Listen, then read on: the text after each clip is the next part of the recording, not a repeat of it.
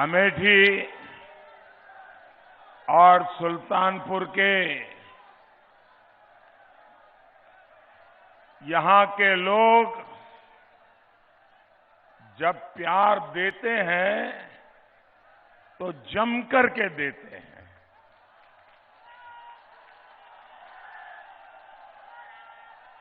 आज भी मैं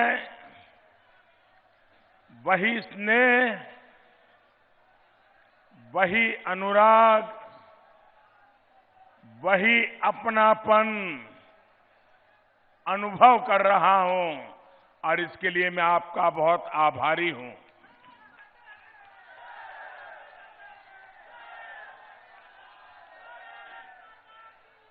साथियों,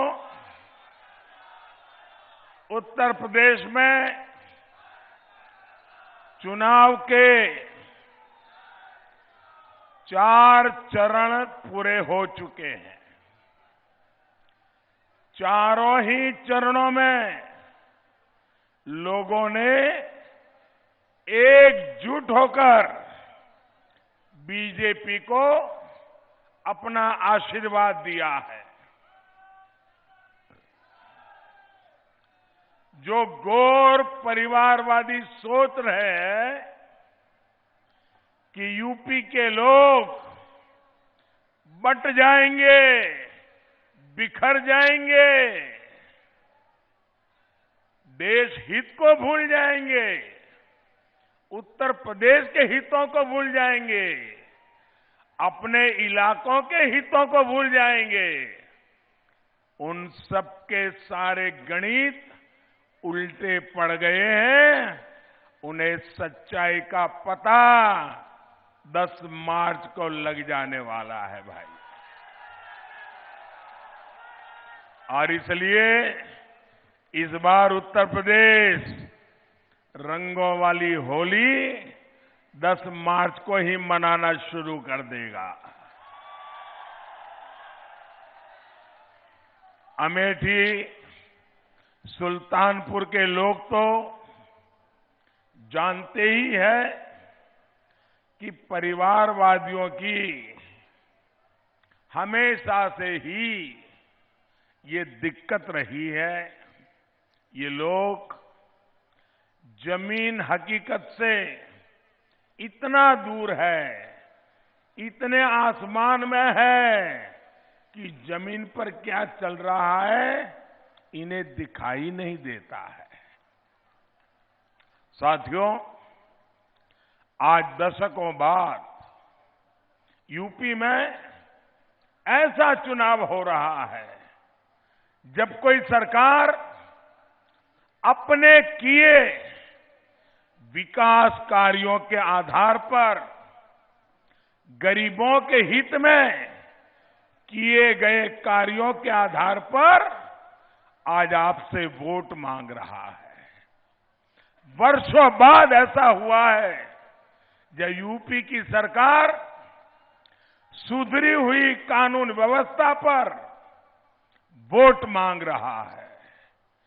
वर्षों के बाद ऐसा हुआ है जब यूपी में दंगे रुके हैं, अपराधियों की हिम्मत पस्त हुई है।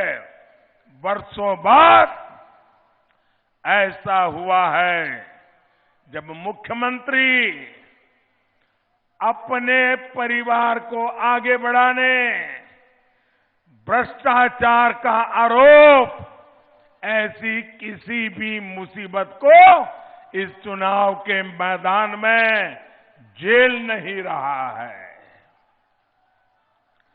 और वर्षों बाद ऐसा हुआ है जब गरीब मध्यम वर्ग खुद आगे आकर कह रहा है आएगी तो एनडीए ही, आएगी तो एनडीए ही, आएंगे तो योगी ही। भाई और बहनों, जो ये परिवारवादी लोग होते हैं वो सत्ता में इसलिए आना चाहते हैं ताकि अपनी और अपने परिवार की ताकत बढ़ा सके और राजा महाराजा की तरह आप पर राज कर सके। हमें किसी ताकत के लिए सत्ता नहीं चाहिए, ना ही हमारी ताकत कोई बाहुबली या माफिया है। हमारी ताकत उत्तर प्रदेश की जनता है। उत्तर प्रदेश क्या गरीब है, उत्तर प्रदेश की माताएं बहनें हैं। वो आज देख रहा है कि कैसे बीते 5 सालों में भाजपा सरकार ने उसकी भलाई के लिए काम किया है। वो जानता है कि हर सुख दुख में हमारी सरकार उनके साथ खड़ी रही है। वो जानता है कि सरकार की योजनाओं का लाभ देने में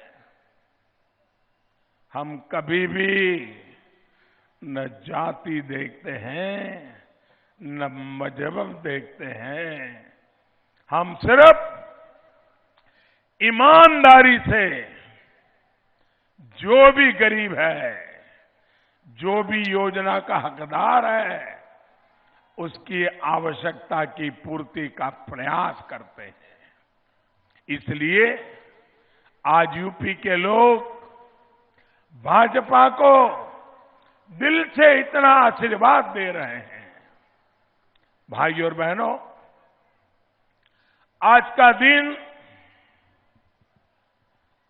24 फरवरी मेरे जीवन का विशेष दिन है, क्योंकि आज ही पीएम किसान सम्मान निधि को 3 साल पूरे हुए हैं।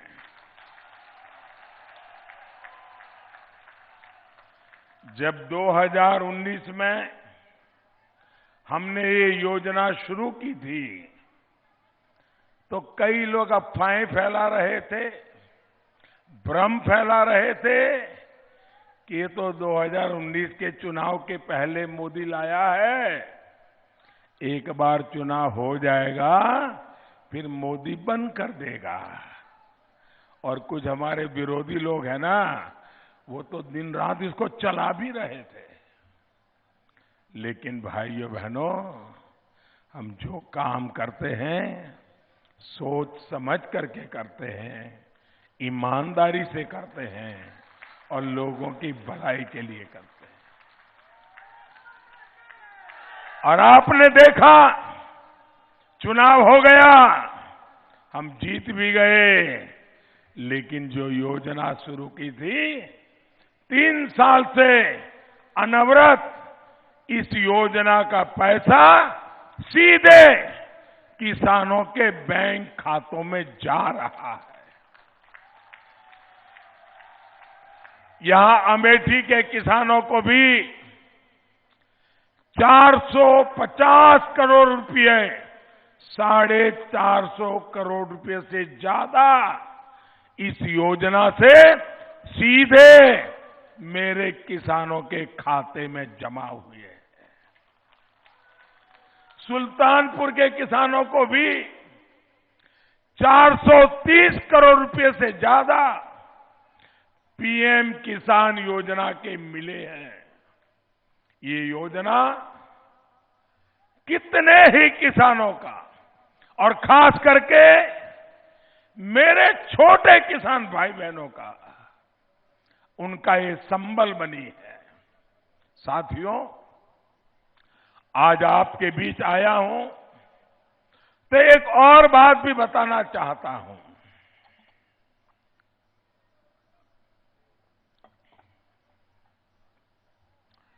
आज से 20 साल पहले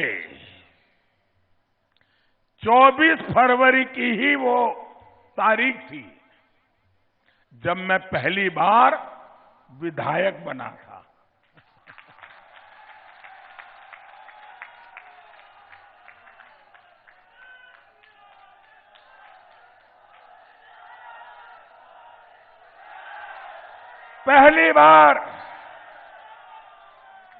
पहली बार जीवन में अचानक चुनाव के मैदान में आना पड़ा था और राजकोट के लोगों ने मुझे आशीर्वाद दिए और सेवा का ये सिलसिला शुरू हुआ।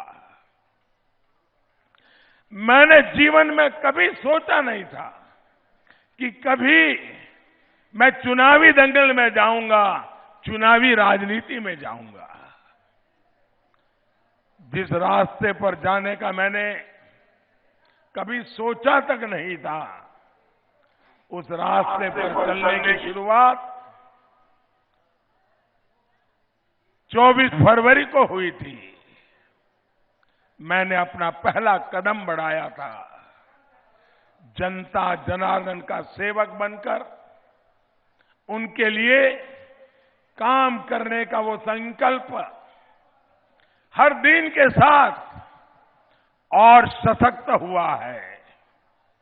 यही सेवा भावना भारतीय जनता पार्टी की पहचान है और चुनावी दुनिया में आने के बाद जिस तरह यूपी ने मुझे अपना लिया, मां गंगा ने मुझ पर जिस प्रकार से स्नेह वर्षा की, आप लोगों ने मुझे गले लगाया,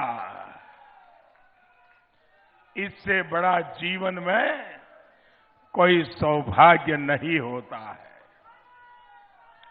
आपका ये स्नेह, आपका ये आशीर्वाद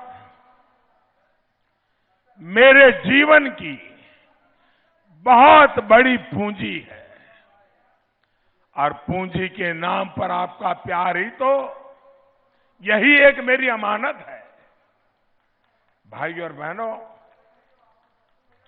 आज यूपी में आपको ऐसे परिवार खोजना मुश्किल होगा जिसकी हमारी सरकार ने सेवा भाव से सहायता ना की हो।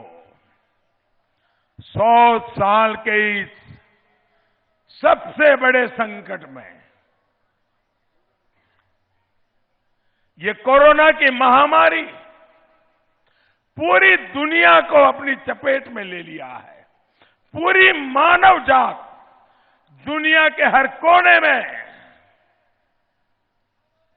इस महामारी ने क्या से क्या कर दिया, लेकिन हिंदुस्तान में भाजपा सरकार ने सबकी मदद का प्रयास अविरत जारी रखा। आज यूपी के 16 करोड़ से ज्यादा लोगों को वैक्सीन की पहली डोज मुफ्त लग चुकी है। करीब करीब 12 करोड़ लोगों को दूसरी डोज भी मुफ्त लग गई है। भाइयों बहनों, आप मुझे बताइए, आपको वैक्सीन का टीका लग गया? टीका लग गया? सबको लग गया? आपको कोई पैसा देना पड़ा? 1 रुपया भी आपकी जेब से खर्चा करना पड़ा? टीका लगवाने के लिए रिश्वत देनी पड़ी? आपको कोई तकलीफ हुई? भाइयों बहनों, इतनी तेजी से वैक्सीनेशन हमारे देश में पहले कभी नहीं हुआ है। इसी वैक्सीन ने कोरोना से लड़ने की ताकत हर एक नागरिक में बढ़ा दी है। इसी के कारण आज दुकानें खुली हैं, व्यापार खुला है, स्कूल कॉलेज खुले हैं, फैक्ट्रियां खुली हैं। साथियों, इन परिवारवादियों का वैक्सीन को लेकर जो रवैया रहा है, वो भी पूरे उत्तर प्रदेश, पूरे देश ने देखा है। इन लोगों ने भारत में बनी वैक्सीन को बदनाम करने की भरपूर कोशिश की और यहां तक कह दिया, आपको याद है ना, यहां तक कह दिया ये भाजपा की वैक्सीन है, ये तो भाजपा की वैक्सीन है। और कुछ लोगों ने कहा ये तो भाजपा की वैक्सीन है, हम नहीं लगाएंगे। कोशिश यही थी, उनका इरादा यही था कि लोग डर जाएं, राजनीति का रंग लग जाए और लोग वैक्सीन न लगवाएं, और वैक्सीन न लगे, कोरोना का हमला होता रहे, लोग मुसीबत में फंसते रहे और मोदी बदनाम होता रहे, योगी बदनाम होता रहे, तबाही होती रहे। भाइयों बहनों, क्या ये सोच अच्छी है क्या? किसी का बुरा सोचना ये अच्छी बात है क्या? क्या ऐसे लोगों को माफ किया जा सकता है क्या? इन्होंने गुनाह किया है कि नहीं किया है? ऐसे गुनहगारों को आपका वोट मांगने का हक है क्या? लेकिन इन लोगों की इज्जत ही इतनी जमीन पे पहुंच गई है, इनकी क्रेडिबिलिटी इतनी खराब है कि खुद इनकी पार्टी के लोगों ने भी, इनके कार्यकर्ताओं ने भी उनकी बात नहीं सुनी और वैक्सीन लगवा दी। ये परिवारवादी बहकाते रहे, लेकिन उनके कार्यकर्ताओं ने भी रजिस्ट्रेशन करवाया और उन्हें भी कोरोना वैक्सीन की डोज ले ली। साथियों, भारत ने जिस तरह दुनिया का सबसे बड़ा वैक्सीनेशन कार्यक्रम चलाया, उस पर हर भारतीय को गर्व है। पहले दिन से ये अभियान नियमों के अनुसार चला, डिसिप्लिन से चला, कोई भगदड़ नहीं, कोई ब्लैक मार्केटिंग नहीं, कोई मेरा तेरा नहीं, सब कुछ नियम से हुआ। इतने बड़े देश में जब कोरोना के कारण मुसीबतें सामने खड़ी हो, फिर भी सारा काम डिसिप्लिन से चले, ये हिंदुस्तान के लिए सर ऊंचा करने की घटना है भाइयों, बहुत बड़ी बात है। और आप खुद भी गवाह है कि जब वैक्सीनेशन शुरू हुआ तो मोदी खुद दौड़कर सबसे पहले वैक्सीन लगवाने के लिए नहीं पहुंचा। हमने पहले स्वास्थ्य सेवाओं से जुड़े लोगों को, सफाई कर्मचारियों को, बुजुर्गों को, गंभीर बीमारी से ग्रसित लोगों को वैक्सीन लगवाने का मौका दिया। ये परिवारवादी सरकार में होते तो सारी लाइनें तोड़कर खुद सबसे पहले वैक्सीन लगवाते। आप ये भी देखिए, मैंने भी वैक्सीन तब लगवाई जब नियम से मेरा नंबर आया। आप सबको मालूम होगा, अब मेरी मां 100 साल की उम्र है, उन्होंने भी लाइन नहीं तोड़ी, उन्होंने भी जब उनका नंबर आया नियम से तब वैक्सीन लगवाई। इतना ही नहीं, अभी बूस्टर डोज, तीसरे डोज की चर्चा चल रही है। मेरी मां ने नहीं लगवाया क्योंकि उम्र 100 साल है, लेकिन कोई और बीमारी नहीं होने के कारण उनका नंबर नहीं लगता है, तो उन्होंने नहीं लगवाई। कानून नियमों का पालन प्रधानमंत्री भी करता है, प्रधानमंत्री की 100 साल की उम्र की मां भी करती है।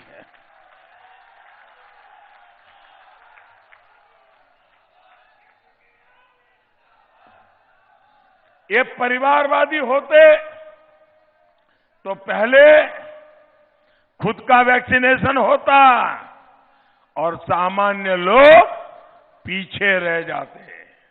साथियों, यूपी के 15 करोड़ लाभार्थियों को इस मुश्किल समय में मुफ्त राशन का डबल बेनिफिट मिल रहा है।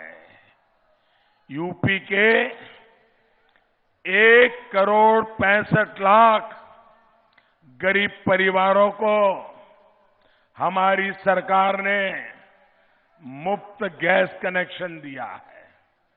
यूपी के 34 लाख गरीब परिवारों को हमारी सरकार ने पक्का घर बना करके दिया है।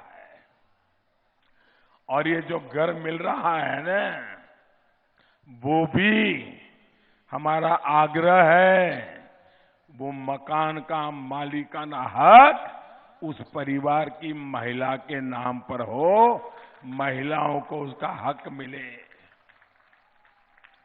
यूपी की लाखों बहनें बीते 5 साल में अपने घर की मालकिन हो गई है, लखपति हो गई है। साथियों, भाजपा सरकार की स्वामित्व योजना की वजह से आज यूपी के गांवों में लाभार्थियों को एक बहुत बड़ा वर्ग,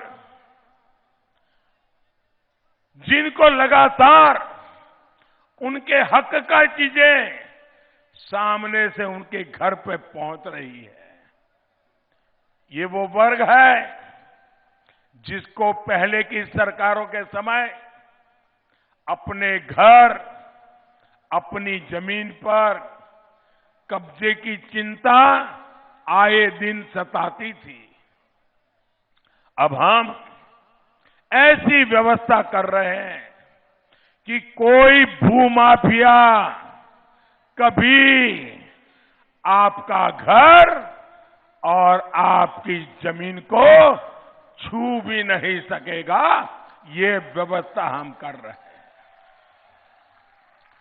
हम आपके घर, आपकी जमीन का पक्का कानूनी दस्तावेज टेक्नोलॉजी की मदद से तैयार करके आपको घरौनी दे रहे हैं।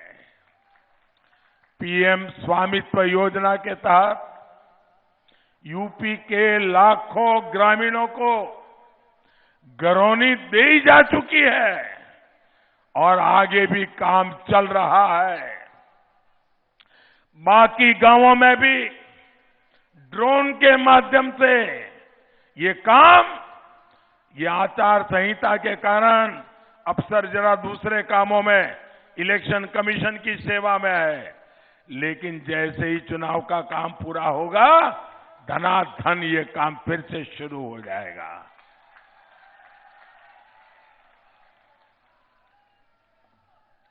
भाइयों और बहनों, आज अमेठी के लोगों के सामने, सुल्तानपुर के लोगों के सामने मैं ऐसे 2 विषयों की भी चर्चा करूंगा जिसके हमारे देश के नागरिक, हमारे उत्तर प्रदेश के नागरिक, हमारे सुल्तानपुर अमेठी के नागरिक इसके भुक्तभोगी रहे हैं, परेशानियां झेली है। ये विषय है और वो देश के सामने, लोकतंत्र के सामने बहुत बड़ी चुनौती है। और मैं चाहूंगा कि मेरे जो नौजवान हैं वो मेरी इस बात पर गौर करें, उस पर जरूर ध्यान दें। साथियों, ये विषय है पहला, वोट बैंक की पॉलिटिक्स, और दूसरा परिवारवादी राजनीति। जब मैं दो विषयों की चर्चा करता हूं तो ये परिवारवादी लोग मुंह पर ताले लगा देते हैं और उनके जो इकोसिस्टम है ना, वो भी बात को उलट करके दूसरी दिशा में ले जाती है। आप देखिएगा, ये लोग कभी इसका जवाब नहीं देते क्योंकि इनके दिल में खोट है।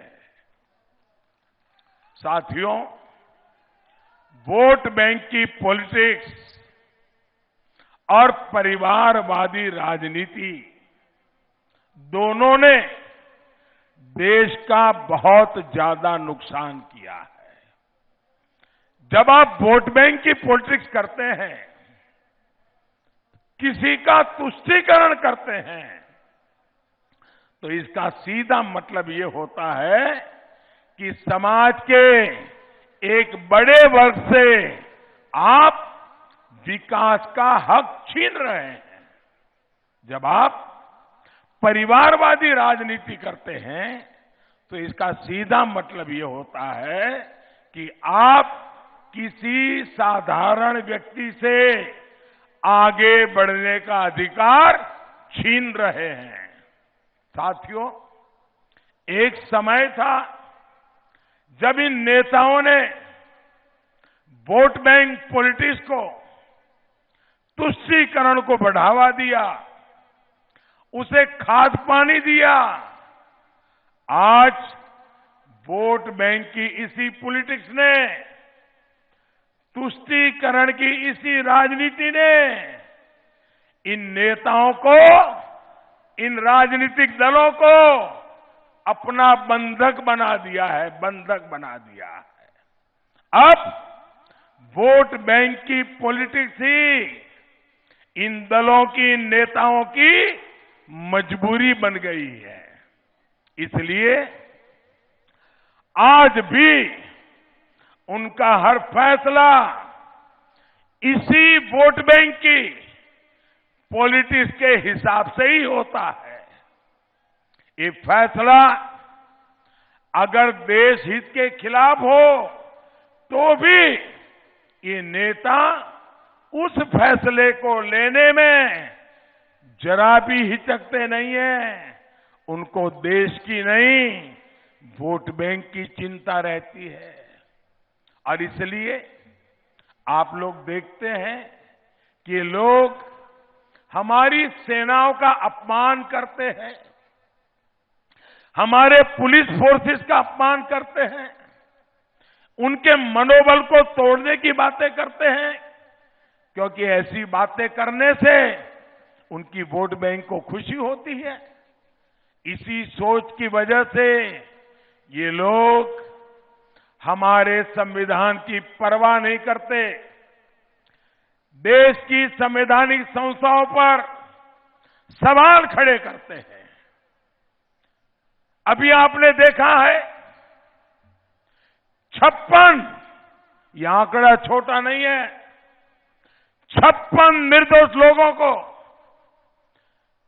कुछ ही मिनटों में अलग अलग जगह पर बम धमाके करके 56 लोगों को मार दिया गया था, सैकड़ों लोगों को अपाहिज कर दिया था।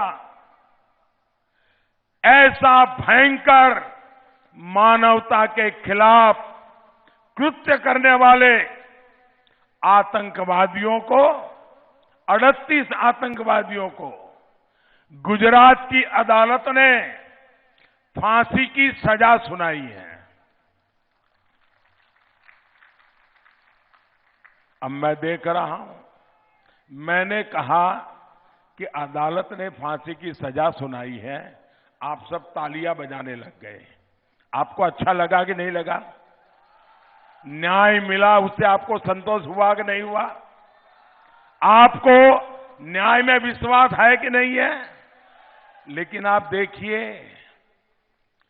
मानवता के दुश्मनों को फांसी हो गई, लेकिन वोट बैंक के डर से वोट बैंक खिसक जाएगी तो क्या होगा? इन पार्टियों ने अदालत के फैसले का स्वागत करने की भी हिम्मत नहीं दिखाई। उनके मुंह पे ताले लग गए हैं भाइयों। जो लोग गुनहगार सिद्ध हो चुके हैं, उनके लिए भी अगर रहम नजर रखते हैं, क्या ऐसे लोगों को राजनीति में सत्ता में आने का हक है क्या? ऐसे लोगों को बाहर करना चाहिए कि नहीं करना चाहिए? भाइयों बहनों, जहां तक दूसरी बात है परिवारवादी राजनीति की, तो उससे भी देश का बहुत नुकसान होता है। परिवारवादी राजनीति में पार्टी का अध्यक्ष परिवार का होता है, पार्टी के सभी महत्वपूर्ण पदों पर परिवार के लोग ही जम करके बैठे होते हैं, महत्वपूर्ण पदों पर दावेदारी भी उसी परिवार के सदस्यों की होती है। पार्टी में कोई आंतरिक लोकतंत्र नहीं होता।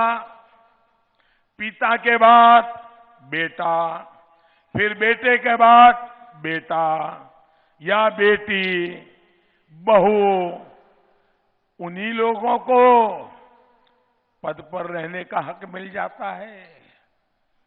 ये परिवारवादी पार्टियां यही पहले पक्का कर लेती है।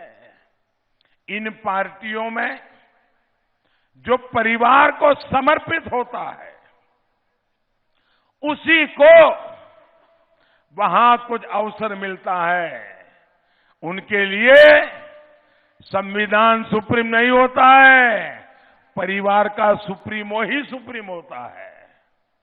वहां वो खुद के लिए कुछ नहीं कर पाता, देश के लिए कुछ नहीं कर पाता।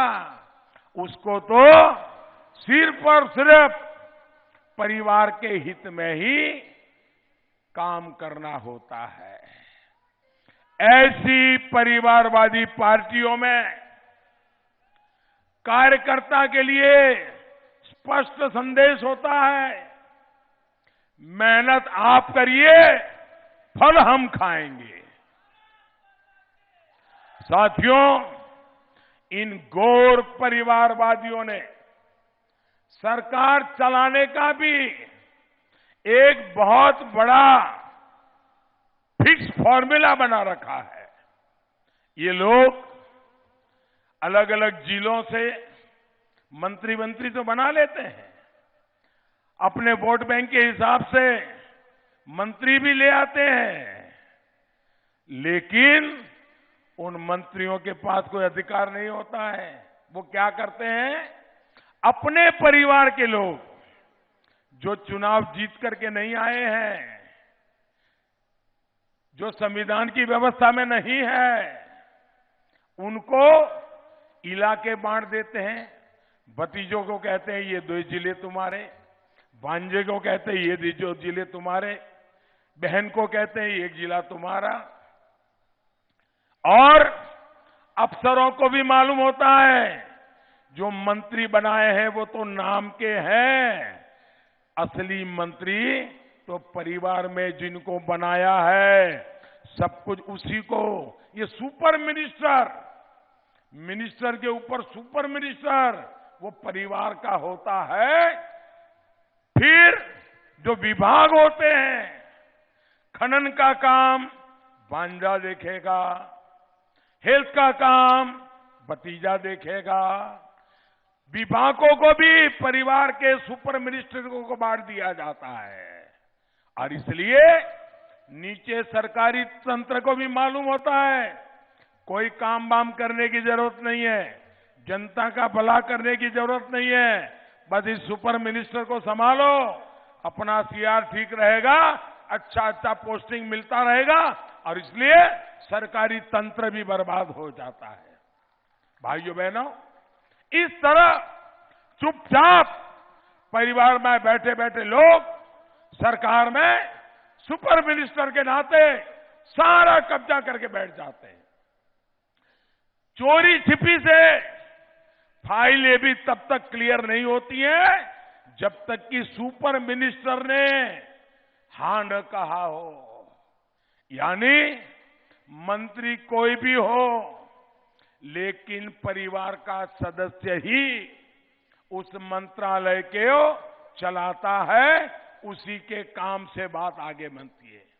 भाइयों बहनों, क्या ये लोकतंत्र के लिए, संविधान के लिए, सामान्य मानवी की आवश्यकताओं की पूर्ति के लिए ये रास्ता उचित है क्या? भाइयों बहनों, और इस सब परिस्थिति में वहां के अधिकारियों को परिवार का सदस्य ही कंट्रोल करता है। ट्रांसफर पोस्टिंग भी वो सुपर मिनिस्टर कहेगा तभी होगी। जो संविधान के मर्यादाओं के बाहर बैठा हुआ है, भाइयों बहनों, वही सुप्रीम होता है। परिवार की इच्छा, आदेश, वही सुप्रीम। इसलिए परिवारवादी पार्टियां डगर डगर पर संविधान का अपमान करती है, संविधान को नकार देती है। साथियों, परिवारवादी पार्टियां अगर सबसे ज्यादा नुकसान करती है तो वो है हमारी युवा प्रतिभा का, युवा टैलेंट का। जबकि आप देखेंगे भाजपा में आज कोई अध्यक्ष है, कल कोई और अध्यक्ष बन जाता है। आज कोई एक भूमिका निभा रहा है, कल कोई और वही भूमिका निभा सकता है। भाजपा पिता एंड सन्स की प्राइवेट पार्टी नहीं है और ना ही कभी हो सकती है। भाजपा में कौन किस परिवार का है, इसका कोई महत्व नहीं है। हमारे यहां कार्यकर्ता का परिवार नहीं, उसकी कर्मठता, उसका समर्पण, जनता के लिए सेवा करने का भाव, उसी को हम ध्यान में रख करके हम पार्टी का विस्तार और विकास करते हैं।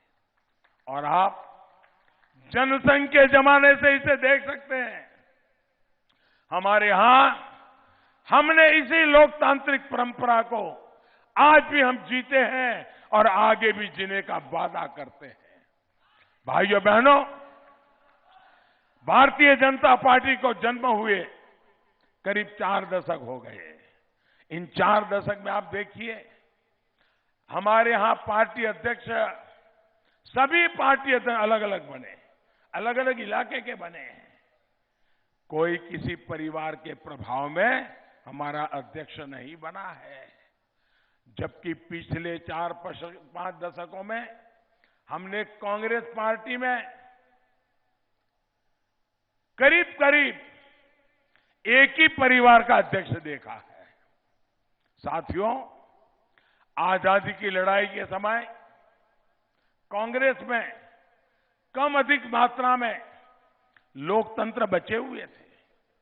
जब बड़े बड़े स्टॉलवर्ड लीडर हुआ करते थे, तब वहां अध्यक्ष बदले जाते थे, वहां लोकतंत्र बचा हुआ था। लेकिन कांग्रेस में आजादी के बाद जो दिक्कत आना शुरू हुई, जब एक ही परिवार ने पार्टी पर कब्जा शुरू कर दिया, कांग्रेस की देखा देखी पूरे देश में बहुत सारी पार्टियां ये कांग्रेस को देख करके सीख गई और पूरे लोकतंत्र को दीमक की तरह बहुत बड़ा नुकसान कर दिया। यहां यूपी में भी गौर परिवारवादियों ने कांग्रेस कल्चर को ही खुद ने पूरा का पूरा उतार लिया है, उसी रंग में रंग गए हैं। बीते कई दशकों से कांग्रेस हो या समाजवादी पार्टी, एक ही परिवार की बंधक बनी हुई है। साथियों, परिवारवादी पार्टियों का एक बहुत बड़ा नुकसान ये भी है कि जब परिवार के लोग कोई गलती करते हैं, बुरा काम करते हैं, भ्रष्टाचार करते हैं, तो परिवार की इकोसिस्टम ही उनको बचाने में काम में लग जाती है। उनको कोई सुधारने के लिए भी काम नहीं करता है, उनको संभालने का काम होता है। आखिर जिन पर भ्रष्टाचार का आरोप लगा है वो भी परिवार के सदस्य होते हैं, इसलिए कुछ नहीं कर सकता है। और कार्रवाई करनी है तो पारिवारिक रिश्ते फैसलों के आड़े आ जाते हैं। भ्रष्टाचार अगर परिवार का सदस्य कर रहा हो तो उसे चुपचाप स्वीकार कर लिया जाता है। उसके बाद यही भ्रष्टाचार उस पार्टी का, उस सरकार का रोजमर्रा का व्यवहार बन जाता है। इससे भी देश का बहुत नुकसान होता है। इसी ने उत्तर प्रदेश का भी दशकों तक बहुत नुकसान किया है। इसलिए यूपी के लोगों को वोट बैंक की पॉलिटिक्स करने वालों से, परिवारवाद की राजनीति करने वालों से बहुत सतर्क रहने की जरूरत है। और मेरे नौजवान, आपको ज्यादा सतर्क रहने की जरूरत है। और अमेठी के लोग तो जानते ही हैं कि ये लोग किसी के नहीं होते। आपने जिन्हें बरसों तक सर आंखों पे बिठाया, सम्मान दिया, और जैसे ही आपने उनको भगाया तो उन्होंने केरल में जाकर आपकी ही बुद्धि को कोसने की शुरुआत कर दी। आपकी समझ पर ही सवाल उठाने लगे। भाइयों और बहनों, विरोध और अवरोध जिनकी राजनीति है वो ये करते ही रहेंगे। हम विकास की नीति उस पर तेज गति से चलते रहेंगे। बीते 5 साल में अमेठी में ही पीएम आवास योजना के 60,000 से ज्यादा घर बनाकर गरीबों को दिए गए हैं। बीते 5 साल में अमेठी में करीब करीब 2 लाख शौचालय, जिसे हमारी उत्तर प्रदेश की बेटियों ने इज्जतघर नाम दिया है, 2 लाख शौचालय बनवाए हैं। ये हमारी सरकार है जिसने अमेठी में मेडिकल कॉलेज का निर्माण शुरू करवाया है। ये हमारी सरकार है जिसने पुलिस लाइन स्वीकृत की है, गौरीगंज और जगदीशपुर में पुलिस फायर स्टेशन स्वीकृत किया है।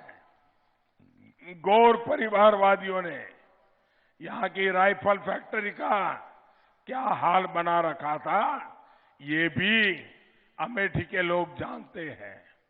हमारी सरकार ने ये सुनिश्चित किया है कि अमेठी की फैक्ट्री में बनी AK-203 आधुनिक राइफल देश की सुरक्षा बढ़ाएगी, पूरे अमेठी का नाम रोशन करेगी। ये काम पहले भी हो सकते थे, लेकिन परिवारवादियों के अपने स्वार्थ से फुर्सत मिलेगी तभी तो आप लोगों के बारे में सोचेंगे। साथियों, योगी जी सरकार ने अमेठी और सुल्तानपुर को पूर्वांचल एक्सप्रेसवे से भी जोड़ा है। आपका लखनऊ और दिल्ली का सफर भी आसान हो गया है। यहां के किसानों और पशुपालकों का दूध, फल, सब्जी तेजी से बड़े बाजारों तक पहुंचने का रास्ता बना है। अब हम इसके इर्द गिर्द बहुत बड़ा औद्योगिक गलियारा भी बनाने वाले हैं। इससे रोजगार, स्वरोजगार के अनेकों अवसर यहां खुलने वाले हैं।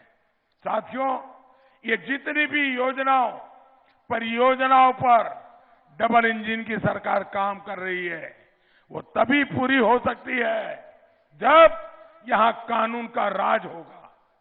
उत्तर प्रदेश का कोई भी मतदाता यहां ऐसी सरकार नहीं चाहता जो यूपी के संकल्पों के सामने रोड़ा बनकर के खड़ी हो जाए। और आप ध्यान रखिए, आज हमारी योजनाओं से गरीबों को जो लाभ मिल रहा है, ये गौर परिवारवादी उन योजनाओं को या तो अपने चाहतों की तरह बंडर बांट करेंगे या तो उसको ताले लगा देंगे। केंद्र की योजनाएं यूपी में लागू ना हो, क्या ऐसे दिन आप उत्तर प्रदेश में चाहते हैं? डबल इंजन सरकार का डबल बेनिफिट मिलते ही रहना चाहिए, ये हमारा संकल्प है। इसलिए आपको भारी संख्या में भाजपा के पक्ष में वोट डालना है। अपना दल हमारा साथी दल है, निषाद पार्टी हमारा साथी दल है, उनके उम्मीदवारों को भी जिताना है। आप सब इतनी बड़ी तादाद में हमें आशीर्वाद देने आए, मैं देख रहा हूं दूर दूर तक लोग खड़े हैं। मैं आपका बहुत बहुत आभारी हूं। मेरे साथ बोलिए भारत माता की, भारत माता की।